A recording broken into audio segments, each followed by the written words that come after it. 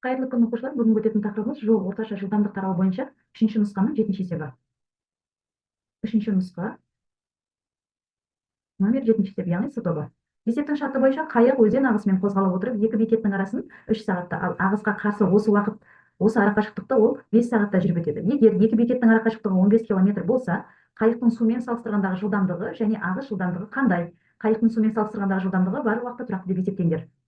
Эсептин берилген шартын жазып алайык. Берилгени эки бекеттин ара качыктыгы 15 километр.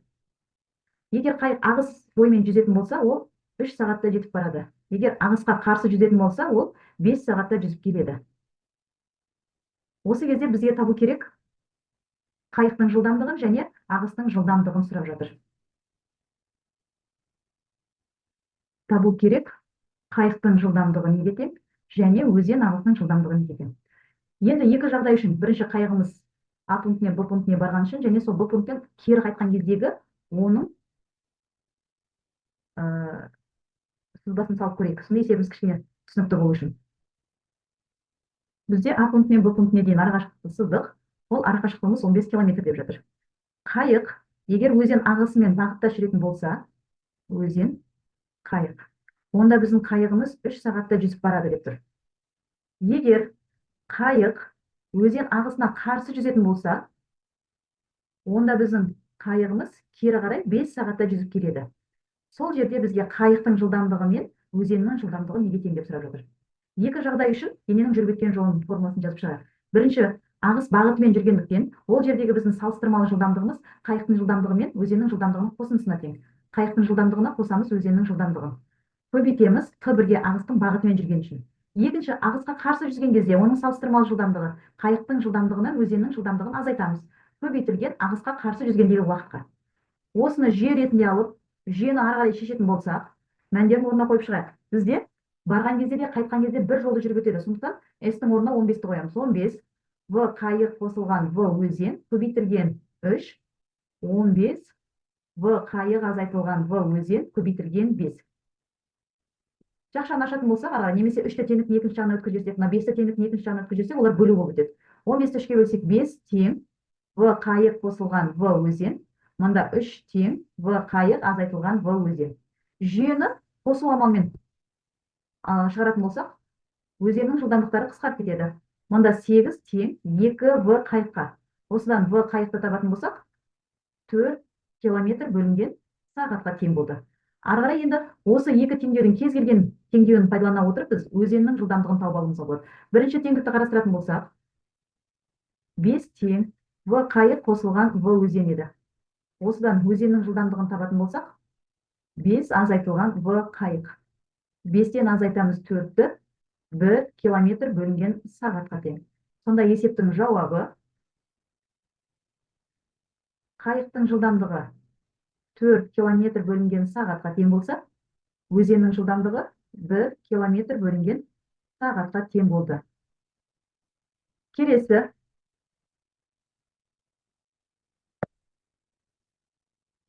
Тура осылай жол және орташа жылдамдық тарауының 4-ші нұсқаның 7-ші есебі. Есептің шарты бойынша бекеттің жанынан сау өтеді. Сау дегеніміз ол судың бетіне жүзетін ағаш деп қарастыра аламыз, яғни өзінің жылдамдығы болмайды, тек өзеннің, яғни судың ғана жылдамдығымен жүреді. Осы мезетте бекеттен S1 15 километр қашықтықта тұрған ауылға қарай моторлы қайық шықты. Ол ауылға 4-3 сағатта жетті де кері бұрылып ауылдан 9 километр қашықтықта саумен кездесетін болса, өзен ағысының жылдамдығын және қайықтың сумен салыстырғандағы жылдамдығы қандай дейді. Есептің берілген жазып алайық. Берілгені моторлы қайық 15 километр болатын екі бекеттің арасын жүріп өтті де, ол оған 4-3 сағатта жетті. Немесе мынаны 0,175 сағат деп алуға да болады. Және кері қарай 9 километр жол жүріп келіп, салмен кездесті. Осы кездегі өзен ағысының жылдамдығын және қайықтың жылдамдығын табыңдар дейді. Табу керек өзеннің жылдамдығын және қайықтың жылдамдығын. В өзен, В қайық. Есебіміз түсінікті болу үшін, онда сызбасын салып алайық. Екі бекеттің арасын моторлы қайық жүріп өтті, 15 километр жол жүрді. А пунктінен Б пунктіне жетті. Одан кері қарай 9 километр жол жүрді деп тұр. Мысалы, мына жерге дейін жүрді дейік. Онда ол S2 жүрді. Ал сол жерде ол салмен кездесті. Мына жерде сал жүріп келді дейік мұнда. Сонда салдың жүрген жолын S3 деп қарастырайық. Осылар үшін теңдікті жазып алайық. Бірінші, S1-іміз моторлы қайық өзен ағысымен бірге жүрді. Ол жерде салыстырмалы жылдамдығымыз қайықтың жылдамдығы мен өзеннің жылдамдығын қосамыз.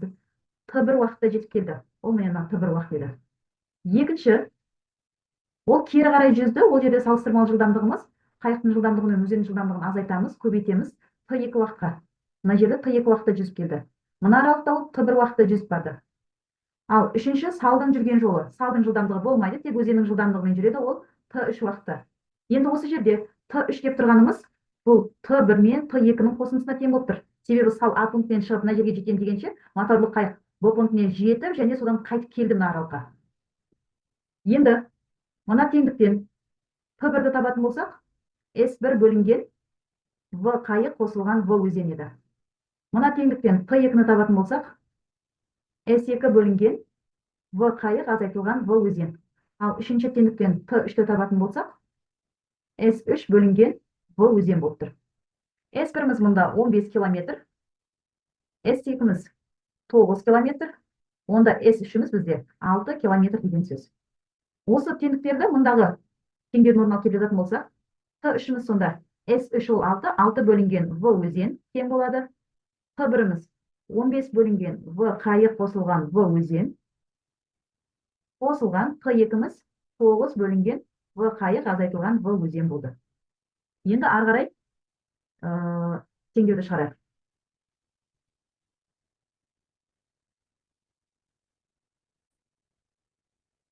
Біз мынау бірінші теңдіктен қайықтың жылдамдығы мен өзеннің жылдамдығының қосындысын есептеп алуымызға болады.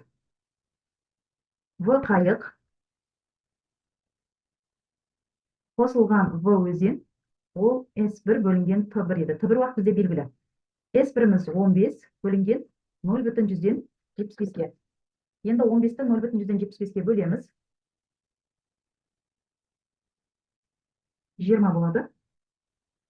Мына екеуінің қосындысының орнына біз 20-ны жазып алуымызға болады.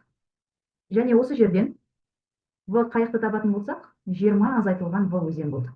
Осы теңдіктерді қою арқылы ары қарай теңдеуімізді шығарамыз.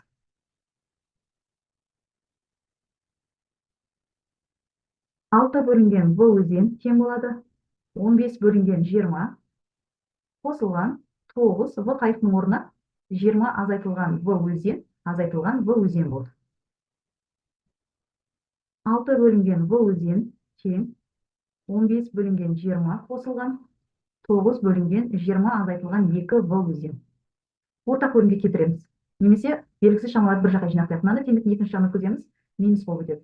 В өзен азайтылған 9, 20 азайтылған 2 В өзен. Тең 5-ке қысқарып берсек, 4-тен 3 қалды. Мынаған ортақ бөлім В өзен, мынаған 20 азайтылған 2 В өзен бердік. Енді осы жерде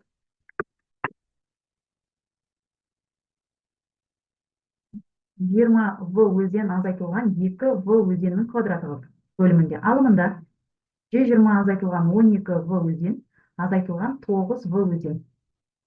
Тең 4-тен 3. Енді пропорция түрінде көбейтіп жерімізге болады. Мұнда минус 12, мұнда минус 9, екеу қосылып кетіп, минус 21 болды. 120-ны 4-ке көбейтеміз, 480 азайтылған, 21-ді 4-ке көбейтеміз, 84 В өзен. Тең, мұнда 60 В өзен азайтылған 6 В өзеннің квадратына. Енді барлығын бір жаққа жинақтап, квадрат теңдеуді шешеміз. 6 В өзеннің квадраты азайтылған 144 В өзен қосылған 480 тең 0-ге.